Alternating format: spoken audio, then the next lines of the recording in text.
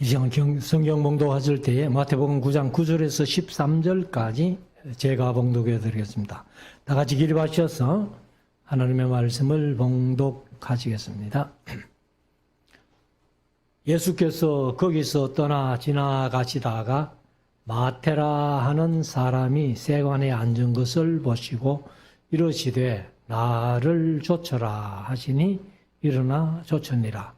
예수께서 마태의 집에서 앉아 음식을 잡수실 때에 많은 세리와 죄인들이 와서 예수와 그 제자들과 함께 앉았더니 바리새인들이 보고 그 제자들에게 이르되 어찌하여 너희 선생은 세리와 죄인들과 함께 잡수시느냐. 예수께서 들으시고 이르시되 건강한 자에게는 의원이 쓸데없고 병든 자에게라야 쓸데있느니라. 너희는 가서 내가 긍휼을 원하고 제사를 원치 아니하노라 하신 뜻이 무엇인지 배우라. 내가 의인을 부르러 온 것이 아니요 죄인을 부르러 왔노라 하시니라. 아멘. 작성하시고 이제 우리 말씀을 묵상하는 시간인데요. 오전 시간에 마태복음 8장을 말씀을 드렸고 오후 시간에는 이제 9장을 함께 말씀을 묵상하기를 원합니다. 9장도 그렇게 긴 장은 아닙니다. 38절까지 있는 그런 말씀인데 일단 이제 여기 9장 뒤에 10장에 가면은 12제자를 파송하는 그런 장면이 나옵니다. 그런데 이 9장에서 이제 제자들을 부르신 다음에 10장에서 파송하는 그런 일정이 나옵니다. 그렇게 본다면은 예수님께서 제자들을 불러가지고 훈련할 수 있는 기간이 없었지 않느냐 이렇게 우리가 생각을 해볼 수가 있습니다. 그것은 마태의 기록 순서대로 예수님의 사역 순서대로 기록한 게 아니라 거의 마태는 마가복음도 마찬가지입니다만은 주제별로 이렇게 기록을 해놨기 때문에 마태복음만 이렇게 본다면은 예수님이 사역한 기간이 한 6개월도 안 되는 것 같아요. 뭐 3년은 고사하고 6개월도 안 되는 같은 그런 이제 일정, 짧게 보이는 그런 일정입니다만은 누가복음 같은 경우는 이제 예수님의 사역을 주제별로 묶은 게 아니고 차례대로 기록을 했기 때문에 그래서 우리가 성경을 초신자들에게 신약을 읽는다면은 마태복음부터 읽지 말고 누가복음부터 읽으면 좋겠다 이렇게 생각을 합니다. 그래서 요한복음 같은 경우는 헬라어로 쓰여지기는 뭐 제가 헬라어를 잘 모릅니다만은 공부를 하면서 이제 여러분들이 그런 얘기를 해요. 신약 성경 중에 헬라어로 기록한 성경 가운데서는 요한복음이 제일 쉽다. 그래서 이제 영어로 말하면은 한 중학교 수준만 돼도 요한복음은 쉽게 이해할 수 있다. 뭐 그런 표현을 합디다마는 우리가 볼 때는 뭐 요한복음도 어렵고 다른 복음서도 어렵고 다른 신약 성경도 다 어려운 거예요. 왜 언어를 잘 모르니까. 그렇지만은 그렇다는 것만 우리가 알면은 그래도 좀 이제 성경을 이해하는데 도움이 되지 않겠나 이렇게 봅니다. 그러면 이제 예수님께서 9장에서도 어떤 사역을 하셨는지 우리가 한번 말씀을 1절부터 한번 보겠습니다. 1절 말씀 예수께서 배에 오르사 건너가 본 동네에 이르시니 그러면 이제 예수님께서 본래 가버나움이 선교가 본부잖아요. 선교 본부인데 이제 배를 타고 건너가셨잖아요. 건너가셔가지고 건너가실 때에 이제 광풍을 만나는데 예수님은 배에서 주무시고 제자들이 풍랑을 만나가지고 고생하면서 우리가 죽게 되었나이다. 이렇게 했던 것을 8장에서 봤습니다만은 건너가서 이제 그라사 광인을 고쳐주고 그리고는 이제 다시 배를 타고 여기 본동네로 오셨다. 그러면 예수님의 본동네라는 것이 어딘가 하면은 사실은 베들레헴에서 탄생했잖아요. 그리고 애굽으로 피난 갔다가 나사렛에서 자랐잖아요. 그러면 나사렛이 본동네 같은데 여기에서 본동네라는 것은 예수님이 선교지 사역의 본부가 가버나움이기 때문에 여기 본동네는 가버나움을 얘기를 합니다. 그래서 이제 가버나움 쪽으로 다시 오신 거예요. 그래서 오셔가지고 이제 가버나움에 계실 때에 2절에 보면은 침상에 누운 중풍병자를 사람들이 데리고 오거늘. 그러면 다른 복음서에는 보면은 이제 이 중풍병자를 네 사람이 침상에 이제 누워가지고는 메고 올라와가지고 사람들이 하도 많으니까 그러니까 이제 지붕으로 올라가가지고 지붕을 뚫고 달아내렸다 이제 이렇게 표현하는데 여기에는 이제 그런 표현은 없습니다. 마태복음에는. 그렇지만은 이 사건이 바로 가버나움에서 그 중풍병자를 메고 지붕을 뚫고 내렸던 그 사건이 이제 동일한 사건이기 때문에 그렇게 인식을 하면 됩니다. 그래서 사람들이 이제 중풍병자를 침상에 누운 채로 데리고 오거늘 예수께서 저희의 믿음을 보시고 중풍병자에게 이르시되 소자야 안심하라 네 죄사함을 받았느니라. 근데 우리가 이제 아직까지 예수님이 십자가에 못 박힌 사실도 없잖아요. 아직 전이니까. 우리가 우리를 위해서 피 흘린 사실도 아직까지는 없어요. 그런데 예수님께서 중풍병자를 네 사람이 이제 침상째 메고 오는 그 모습을 보고 마태는 이제 간략하게 이렇게 이제 썼는데 다른 복음서에 보면은 아까도 말씀드린 대로 사람들이 겹겹이 쌓여가지고 침상채 메고 그 예수님 앞으로 갈 수가 없으니까 지붕으로 올라가서 지붕을 뜯고 이렇게 달아내린 걸로 이렇게 이제 기록을 하고 있습니다. 마가복음 2장이나 누가복음 5장에 보면은 그런 말씀들이 있는데 그러면 이 예수님이 이 중풍병자를 보고 이제 말씀하시죠. 소자야 안심하라 네 죄사함을 받았느니라 이렇게 이제 말씀을 하시는데 사실은 이 죄사함을 받았느니라 하시니까 이제 바리새인들이 듣고 감히 하나님 외에 인간이 어떻게 죄를 사해 준단 말이고 하면서 이제 이 따지기를 시작을 하는데 아무튼 우리가 이제 이 말씀을 가만히 한번 보면은 친구 네 사람이 중풍병자를 이제 침상채 들고 와가지고 지붕을 뜯고 달아내리는데 이것을 볼 때에 이 네 친구의 믿음이 얼마나 좋은지 예수님께서 그 믿음을 보셨다는 거예요. 그래서 우리 같으면은 미안합니다만은 솔직히 사람 많으면 막 핑계 대고라도 그 침상채 들고 지붕으로 올라가 가지고 달아내리기가 쉽지 않잖아요. 근데 이 친구들이 이제 그만큼 마음의 확신을 가지고 이제 그 중풍병자를 달아내렸다. 이렇게 우리가 볼 수가 있는데 시편 57편 7절에 보면은 이런 말씀이 있습니다. 하나님이여 내 마음이 확정되고 내 마음이 확정되어 사오니 내가 노래하고 내가 찬송하리이다.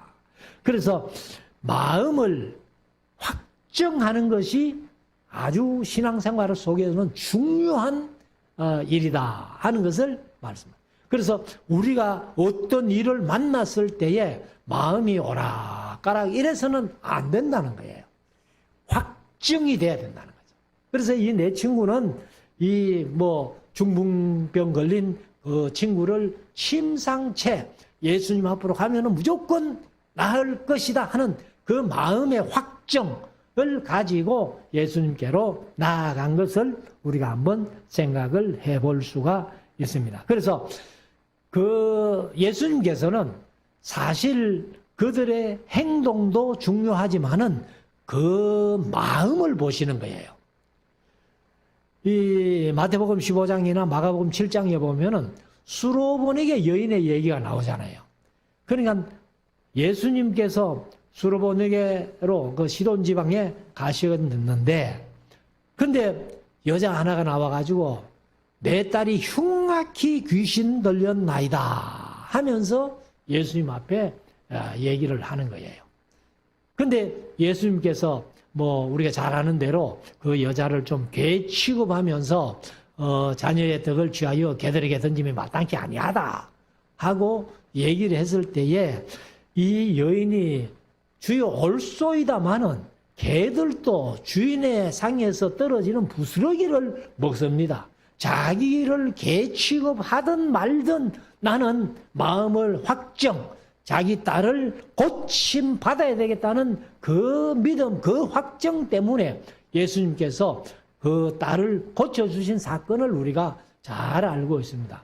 근데 사실은요, 예수님께서 갈릴리에 계시다가 시돈 지방 수로보니게로 올라가실 때에는 다른 사역 때문에 가신 건 아니에요. 성경에 그쪽으로 가셔가지고 그 딸을 고쳐주고 또 다른 사역을 했다 그런 얘기가 없어요. 그냥 그 딸만 고쳐주고 다시 내려와요. 그런 거 보면은 예수님께서 아마 그 수로보니게 여인의 믿음을 미리 아신 것 같거든요. 그걸 올라가셔가지고 이제 여인에게 개 취급하는 그런 말씀을 하실 때에 그 여인을 시험한 거죠.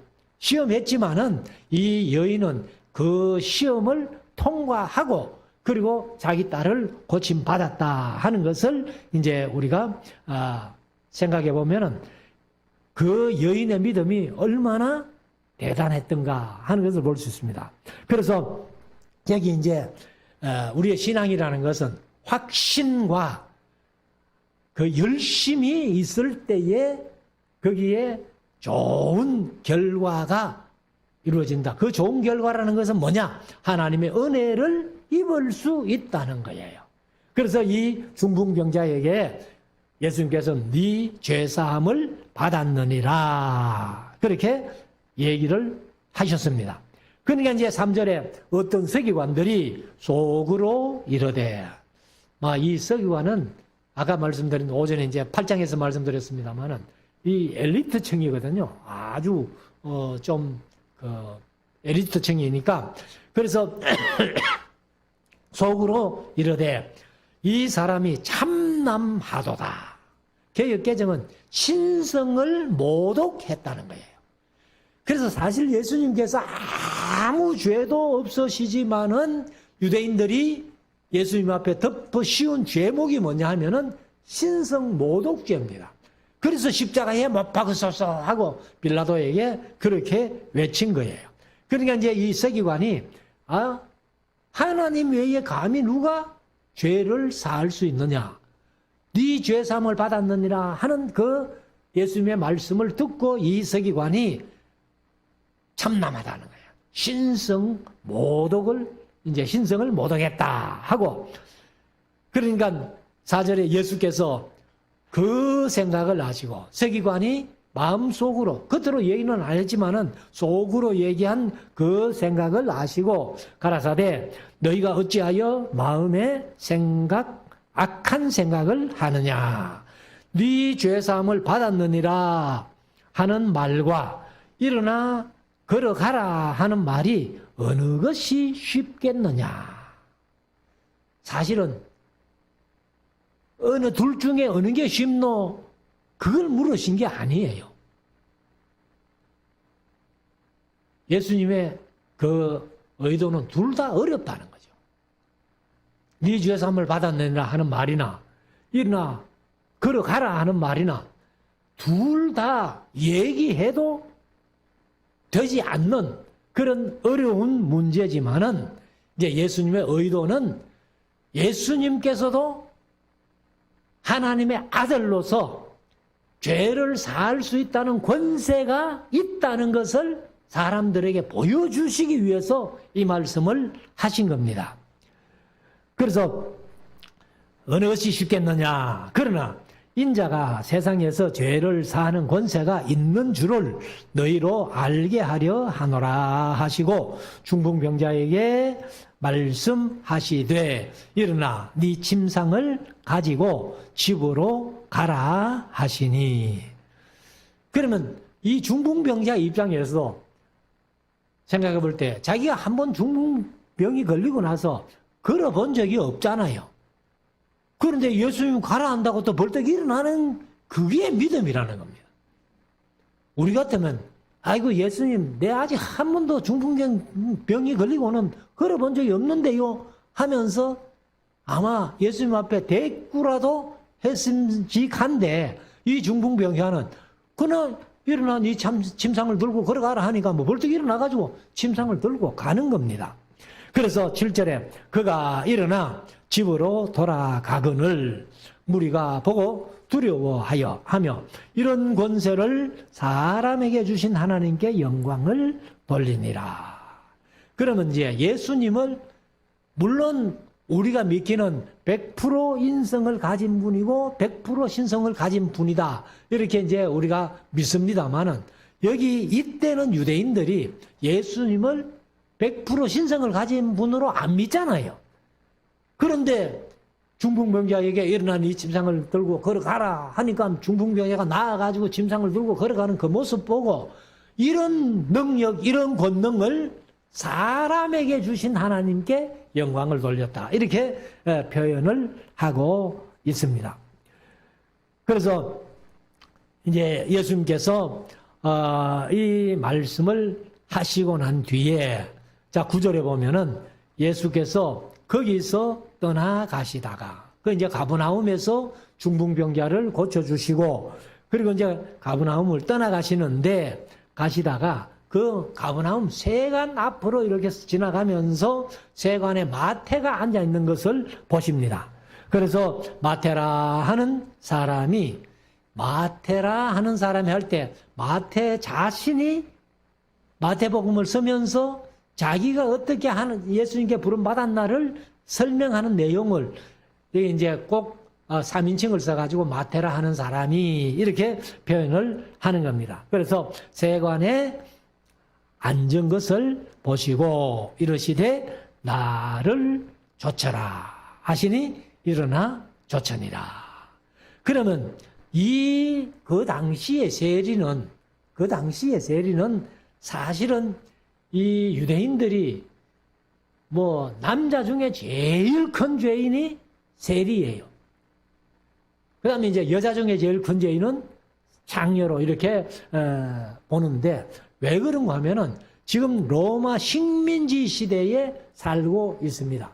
근데 이제 세리가 이 세금을 거두는데 그 당시에로 말하면은 이제 인두세라 그렇게 얘기를 합니다. 인두세라고 그렇게 얘기를 하는데 요즘으로 보면은 주민세지요.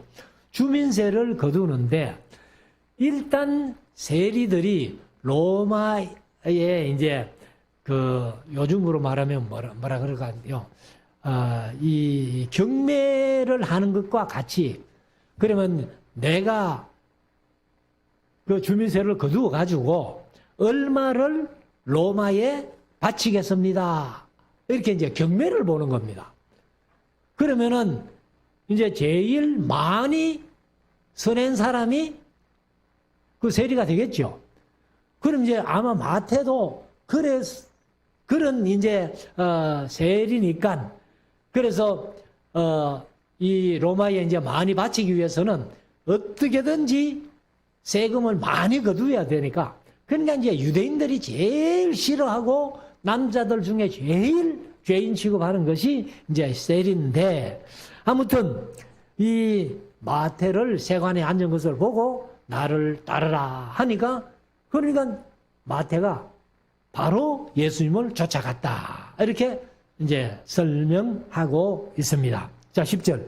예수께서 마태의 집에서 앉아 음식을 잡수실 때에, 그런 예수님이 마태의 집에서 뭐 그냥 음식 잡수는 게 아니라고 생각을 해요. 마태가 지금까지 세리 생활을 하다가 예수님께서 나를 따르라 하니까 세관 그 직업을, 세관으로서의 직업을, 세리로서의 직업을 완전히 청산하고, 그리고는 이제 사람들 불러가지고 잔치를 한번 하고는 예수님 그냥 따라가는 거예요. 그때에 예수님과 이제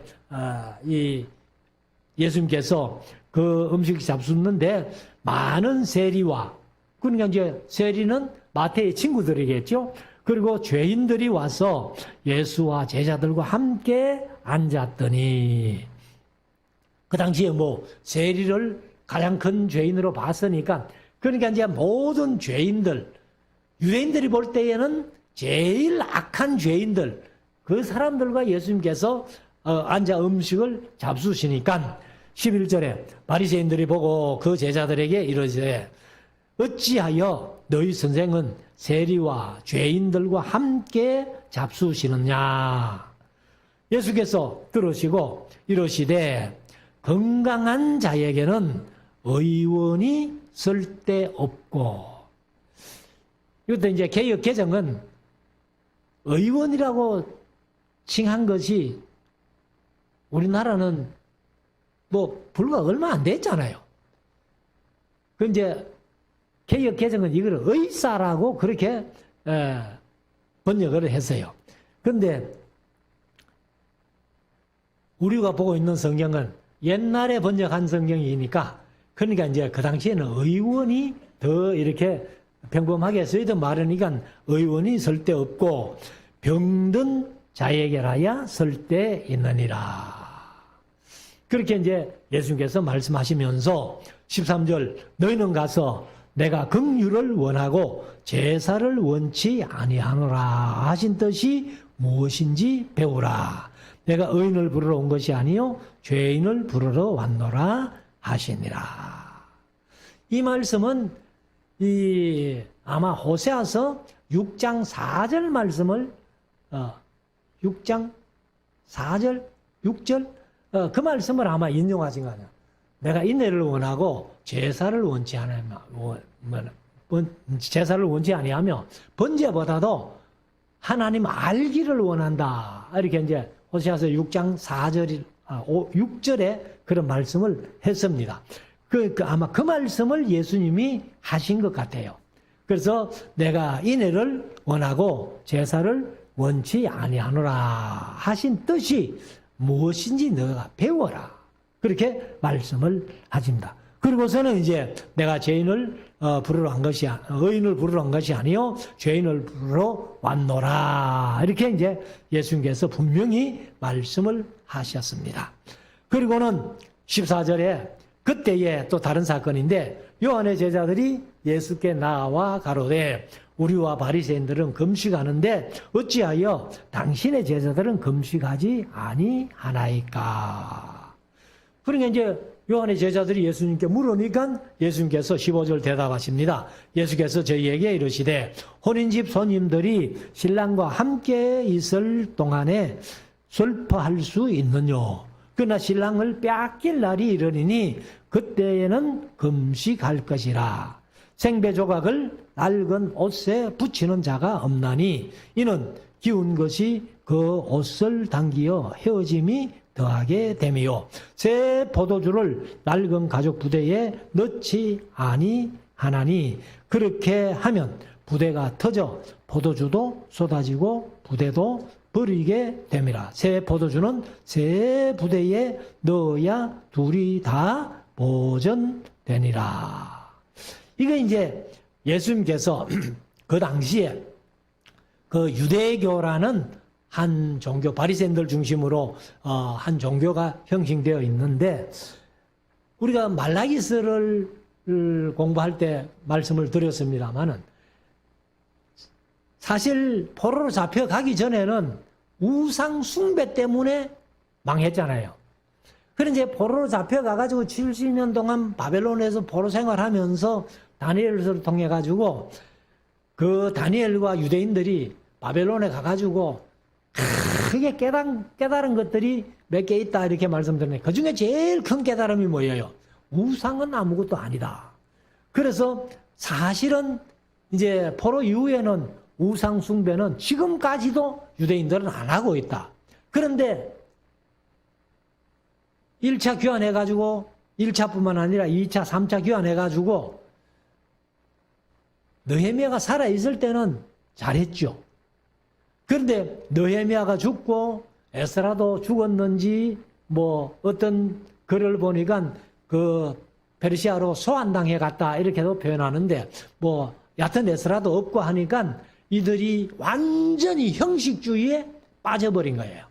그래서 말라기서가 하나님께서 도저히 같이 못 살겠다. 이제는 이혼하든지 별가든지 하는 그 형식주의. 이것이 이제 신약시대에는 더 성행했다는 겁니다. 형식주의가.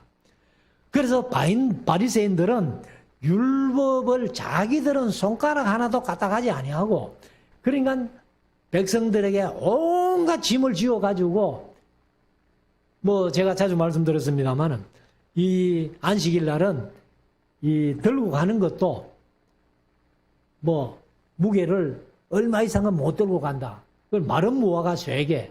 걸어가는 것도 920m인가 그 이상은 걸으면 일이고 그 이하를 걸으면 괜찮다. 뭐 이런 식으로 그렇게 이제 만들어 가지고 온갖 형식주의에 빠져 있었다는 겁니다. 그러니까 이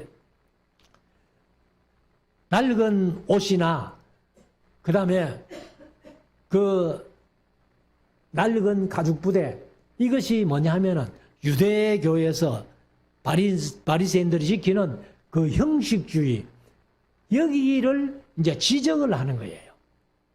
그래서 그 형식주의에다가 새 옷을 갖다 붙이면은 오히려 헤어짐이 더 심하다.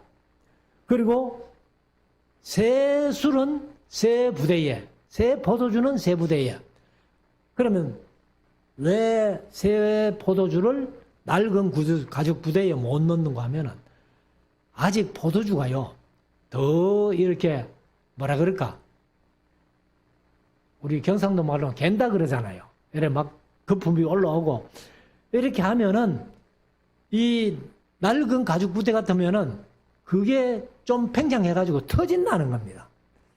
그렇기 때문에 새 가죽 부대 같으면은 아직도 힘이 있기 때문에 여간 새 포도주가 좀 이렇게 부글부글 끓어도 터지지 않는다. 이제 그런 말씀을 하시는 건데 아무튼 유대교는 아무 속에 든 것도 없이 빈 깡통처럼 그렇게 이제 신앙생활을 하고 있기 때문에 예수님께서 그거를 지적을 하신 겁니다. 그래서 여기 새 술은 새 부대에 하는 것이 뭐 우리가 흔히들 사회에서도 예수 안 믿는 사람들도 많이 쓰는 그런 이제 용어가 되었다는 것이죠. 그리고 이제 18절에 가면은 또 다른 사건인데 예수께서 이 말씀을 하실 때에 한 직원이 개역개정은 한 관리가 이렇게 관리라고 표현했는데 와서 절하고 가로되 내 딸이 방장 죽었사오니 방장하는 게 좀 안 쓰는 말이죠. 개역개정은 금방 죽었다네요. 금방 죽어사오니 오셔서 그 몸에 손을 얹으소서. 그러면 살겠나이다 하니. 그러면 이 직원도 자기 딸이기는 하지만은 예수님의 소문을 많이 들었다는 거죠. 그래서 죽은 딸에게 예수님이 오셔가지고 손을 얹으면은 살겠다는 믿음이 있는 거예요. 그래서 19절에 예수께서 일어나 따라가심에 제자들도 가더니 그래 이제 그 딸을 고치러 살리러 가는 거죠. 이제 죽었기 때문에 살리러 가는 건데 20절 12해 동안 가는 길에 이제 중간에서 일어난 사건입니다. 12해를 혈루증으로 앓는 여자가 예수의 뒤로 와서 그 겉옷가를 만지니. 그럼 이제 이 혈루증이라는 말은 레위기 15장에 보면은 유출병이라는 거예요. 유출. 그래서 혈루 하는 것이 허를루자를 이제 비혈자 허를루자를 쓰는데 그래서 피를 흘리는 건데 사실 이제 이 헬라어로 보면은 하이모르에오 하르모우에오 하는 말이 이게 이제 성병이에요. 성병.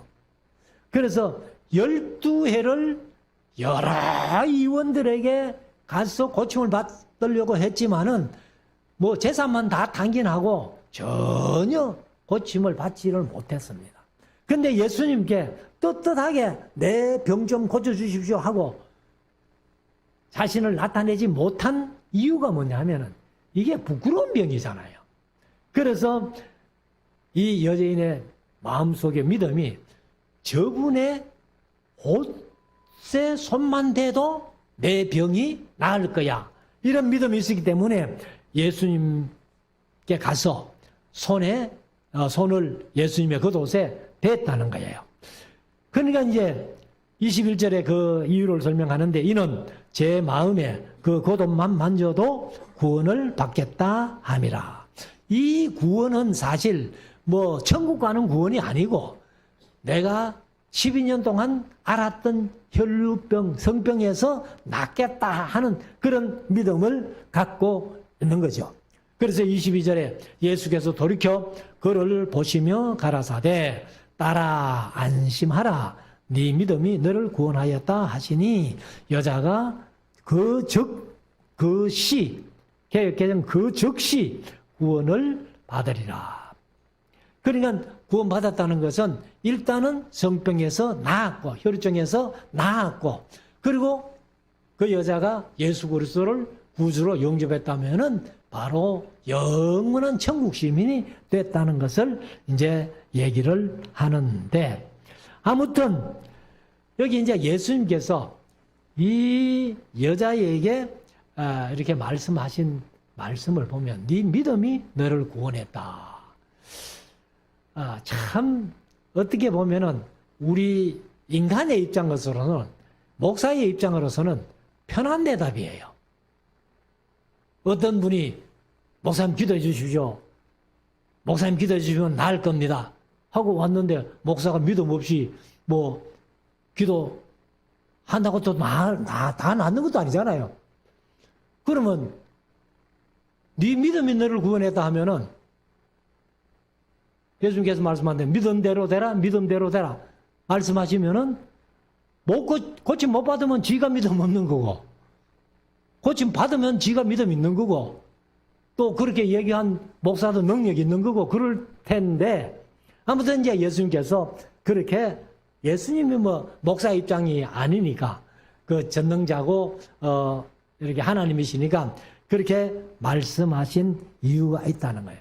그런데 이 마태복음은 뭐 무조건 좀 짧게 이렇게 써놨는데 다른 복음서에 보면은 이 누가 내 몸에 손댔노 하니까 그러니까 베드로가 또 한마디 분명히 이제 베드로가 한마디 했습니다. 뭐라고 하는가 하면 아이고 뭐 예수님 이 사람이 많아가지고 막 밀고 들어오는데 누가 손댔는 거 그걸 말라 쳤습니까 말이야. 그렇지만은 예수님께서는 이제 이 혈루증 걸린 여자가 내 몸에 손을 댔다는 것을 아셨기 때문에 그렇게 말씀하셨는데 여기는 이제 마태는 그런 거 다 생략하고 간단하게 이렇게 기록을 했습니다. 그리고는 이제 혈루증을 고쳐주고 이제 그 직원의 집에 갔습니다. 예수께서 23절 그 직원의 집에 가사 피리 부는 자들과 헌화하는 무리를 보시고 그럼 이제 피리는 왜 부는가 하면은 아주 피리를 구슬프게 이렇게 불면은 슬픔이 더 가중되잖아요. 그렇기 때문에 이제 피리 부는 자를 아마 초상집에 청하는 것 같아요. 그리고 또 여기 헌화하는 자들은 뭐냐면은 떠드는 자라 이렇게 이 개역개정은 떠드는 자라고 그렇게 번역했는데 큰 소리로 떠드는 겁니다. 그러면은 초상집에서 큰 소리로 떠드는 거는 큰 소리로 우는 거고, 그 다음에 잔치집에서 큰 소리로 떠드는 거는 아마 좋아서 큰 소리로 치는 거고, 그래서 다 헌화라고 그렇게 표현하는데, 여기는 초상집이니까 이 우는 사람을 우리 한국으로 말하면 노배가 온 거예요. 노배가 와가지고는 이제 이렇게 슬픔을 당했다 하고 울면서 피리 불면서 이렇게 이제 딸이 죽었으니까 그렇게 있는데 24절에 예수님께서 말씀하시죠. 가라 사대 물러가라. 이 소녀가 죽은 것이 아니라 잔다 하시니 저들이 비웃더라. 왜 비웃어요? 우리가 사실 저도 이 농촌교회에 있을 때는 장례식을 참 많이 했어요. 많이 했는데 근데 이제 우리가 신학교 다닐 때에 사실은 염하는 것도 배웠어요. 염하는 것도 배워가지고 우리 좀 선배 되는 목사님들은 웬만하면 목사님들이 다 직접 염을 했습니다. 근데 저는 총신 다니면서 염하는 걸 배우기는 배웠는데 제가 직접 염은 한 번도 안 해봤어요. 총교회에 있을 때도 그냥 그 장의사가 가까이 있어가지고 전부 장의사 불러가지고 다 염하고 입관하고 했지. 제가 직접 해보지는 않았는데, 근데 이제 임종은 한번 해봤거든요. 그래 저희들이 이제 총신 다닐 때 그 염하는 걸 배우면서 숨이 끊어지는 것을 우리가 육안으로 봐서는 잘 모르잖아요. 이제 이 숨이 이제 쉬는 것을 보고 또 맥박도 이런 짚어보고 하는데 가장 이제 쉬운 방법이 뭐냐면은 창호지 같은 거 이런 건 이제 바람에 날리는 거 있잖아요. 그거를 이제 코에 이렇게 대보는 거예요. 대보면은 코로 숨을 쉬면은 이게 그래도 바람이 이제 움직이니까 아직 생명이 붙어 있습니다.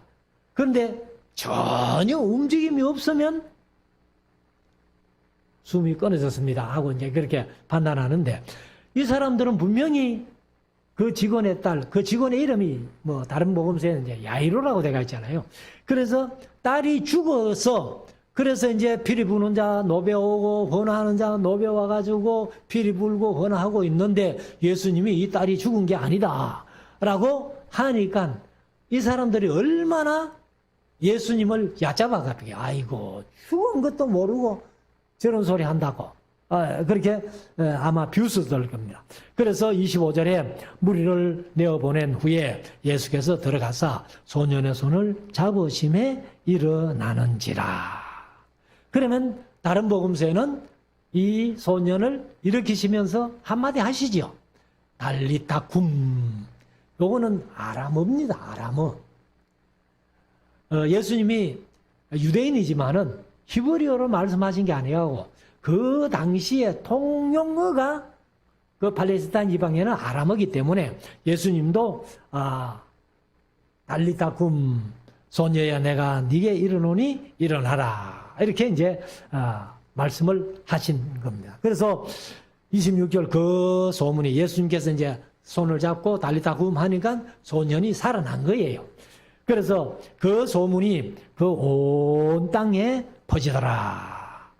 그리고 이제 27절은 또 다른 사건인데 예수께서 거기서 떠나가실새 두 소경이 따라오며 소리 질러 가로되 다윗의 자손이여 우리를 불쌍히 여기소서 하더니 예수께서 집에 들어가심에 소경들이 개정은 맹인들이 나오거늘 예수께서 이르시되 내가 능히 이 일을 할 줄을 믿느냐 대답하되 주여 그러하오이다 하니 이에 예수께서 저희 눈을 만지시며 가라사대. 여기는 이제 예수님이 눈을 만졌다고 되어 있어요. 그 이제 요한복음 9장에 보면 나면서 소경된 자는 진흙을 이렇게 여기 이겨가지고 실로암 못에 가서 씻어라. 이렇게도 말씀하시는데 아무튼 만지시며 가라사대 너희 믿음대로 되라. 여기도 이제 믿음 했으니까 명사를 썼어요. 믿은 하는 것은 이제 동사를 쓰고 믿음대로 되리라 하신데 그 눈들이 밝아진지라. 그러면 두 사람이니까 눈이 4개잖아요. 물론 한 사람 눈도 2개 다 뜨게 하면은 단수로 안 쓰고 복수로 씁니다. 근데 이제 눈들이 밝아진지라. 눈이 4개이기 때문에 예수께서 엄히 경계하시되 삼가 아무에게도 알게 하지 말라 하셨으니 저희가 나가서 예수의 소문을 그 온 땅에 전파하니라. 그러니까 이 이제 소경들 믿음을 한번 보세요. 시각장애인이기 때문에 못 보잖아요, 사물을. 그런데 귀는 열려 있잖아요. 그러니까 이제 예수님의 소문을 들은 거예요. 그래서 예수님이 지나가신다 하는 소문을 아마 또 들었겠죠. 들으니까 그 길에서 예수님께 크게 부르짖으면서 우리를 고쳐달라는 거예요. 그러니까 예수님께서 내가 등이 그 일을 할 줄 믿느냐 하니까 믿는다는 겁니다. 그래서 눈을 만져가지고 다 고쳐주셨다는 겁니다. 그래서 우리가 이 소경의 믿음이나 이 처음에 백부장의 믿음이나 그 다음에 그 문둥병자의 믿음이나 그 중풍병자를 4명이 들고 온 그 친구들의 믿음이나 예수님께서 전부 이런 믿음을 보시고 그 병을 고쳐주시고 했다는 겁니다. 그런데 이제 32절부터 보면은 또 다른 얘기인데 저희가 나갈 때에 귀신들로요 벙어리 된 자를 예수께 데려오니 귀신이 쫓겨나고 벙어리가 말하거늘 무리가 기히 여겨 가로되 이스라엘 가운데서 이런 일을 본 때가 없다 하되. 왜 이런 일을 본 때가 없는가 하면요 구약에서는 우리가 창세기부터 말라기까지 다 읽어봐도 귀신을 쫓아낸 얘기는 한 번도 없어요.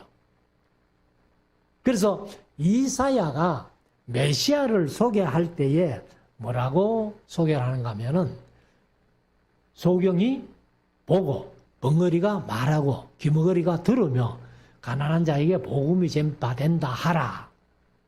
그래서 요한의 제자들이 예수님께 찾아와 가지고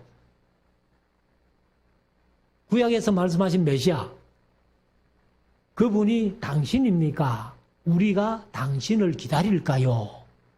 이렇게 물어봐요. 물어보니까 예수님께서 그러면 내가 맞다 아니다 그 대답만 하면 되는데 예수님께서 뭐라고 대답을 하시는가 하면은 이 벙어리가 말하고 귀머거리가 들으며 소경이 보며 가난한 자에게 복음이 전파된다. 그렇게 요한에게 얘기해봐라. 그러니까 이제 요한의 제자들이 예수님 말씀하신 그대로 가서 요한에게 얘기를 하니까 요한이 옥에 갇혀 있으면서도 그분 메시아 맞다. 구약 이사야서에서 말씀하신 그런 이적이 일어난다면 그분이 메시아다. 이렇게 된 겁니다. 그래서 이제 말 못하는 사람 벙어리 귀신을 쫓아내고 벙어리가 말하게 되니까 이스라엘 가운데 이런 일을 본 때가 없었다는 겁니다. 자, 34절. 바리새인들은 가로되 제가 귀신의 왕을 빙자하여 같은 왕이 바알세불이죠. 이것이 이제 열왕기 하서에는 바알세불 같은 건데 이제 조금 다르게 번역이 됐지만 이거는 뭐 제가 강조할 때에 똥파리 신이라 이렇게 말씀드렸습니다. 그래서 아무튼 이 바리새인들은 예수님을 안 믿는 거예요. 자, 35절. 예수께서 모든 성과 촌에 두루 다니사 저희 회당에서 가르치시며 천국 복음을 전파하시며 모든 병과 모든 약한 것을 고치시니라. 그래서 예수님은 가르치시고 전파하시고 고치신 3대 사역을 이제 하셨다는 겁니다. 그래서 우리 교회가 최소한도 교회로서 일을 한다면은 이 3대 사역을 우리가 할 수 있어야 된다 하는 것을 말씀드리고, 자, 36절. 무리를 보시고 민망히 여기시니 이는 저희가 목자 없는 양과 같이 고생하며 유리함이니라. 참 예수님께서 그 백성들을 가만히 보니까 이 지도자들이 다 형식주의에 빠지고 시원찮으니까 목자 없는 양과 같이 고생하고 유리한다. 그렇게 표현을 하셨습니다. 그래서 37절. 이에 제자들에게 이르시되 추수할 것은 많되 일꾼은 적으니 그러므로 추수하는 주인에게, 주인이 누구요? 하나님이시죠. 그래서 청하여 추수할 일꾼들을 보내어 주소서 하라 하시니라. 그래서 하나님께서 이사야를 부르실 때에 내가 누구를 보낼꼬? 내가 여기 있나이다. 나를 보내소서.